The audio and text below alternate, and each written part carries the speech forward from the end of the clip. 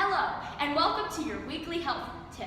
I'm your host, Ulysses S. Grant, and this week we have a special guest. She is one of history's most honored women, known as the Angel of the Battlefield. Please welcome Clara Barton. Thank you so much for coming. It's an honor to be here.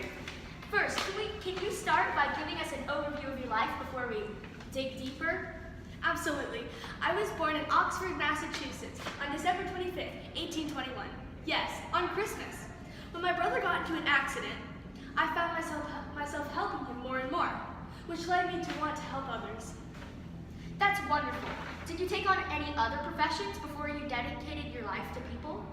Actually, yes. I was a teacher, and I worked in the U.S. Patent Office. I also opened a free public school in New Jersey in hopes of helping children learn to their full potential. That's amazing. What led you to helping the soldiers during the Civil War?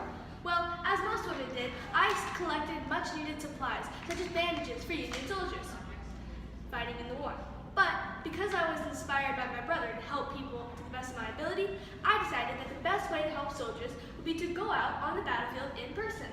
In what ways did you help the soldiers? Every day, I risked my life to bring comfort and supplies to Union soldiers. I traveled with them and nursed and cooked for the wounded and the dying. Where did you get your nursing knowledge? Actually, I didn't have any kind of nursing training.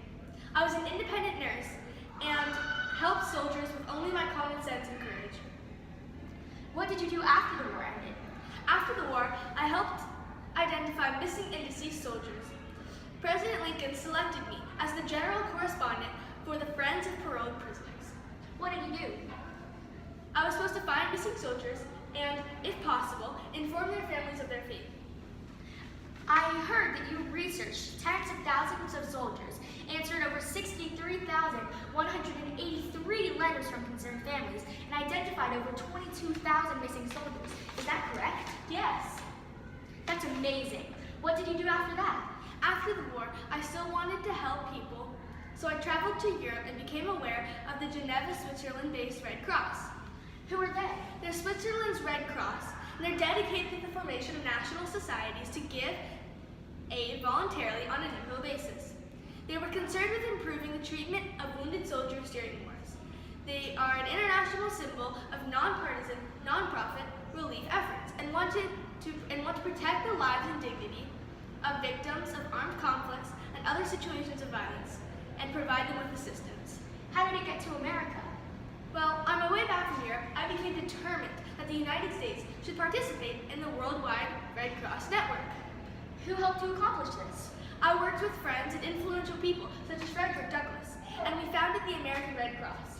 In Washington, D.C., myself and Adolphus Solomons founded the Red Cross, and in congruence with the International Red Cross.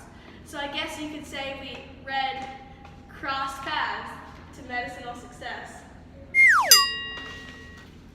What are some of the things the American Red Cross has accomplished so far? Well, the Red Cross has developed the first non-military blood drive. I always thought giving blood was such a draining procedure. In addition, in September of 1881, we also undertook our first disaster relief effort, the Michigan forest fires. It was pretty lit. Has the American Red Cross provided assistance to other countries? Yes. In February of 1896, my co-workers and I traveled to Constantinople and held a 5-month campaign to bring relief to Armenian victims of Turkish oppression. What kind of people were they? Because in Constantinople, they might be giants.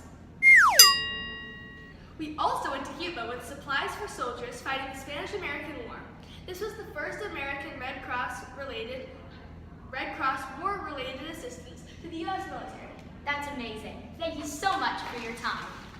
Thanks for joining us on our weekly health tip. I'm your host, Ulysses S. Grant, and we'll see you next time. Same place, same station, and good night.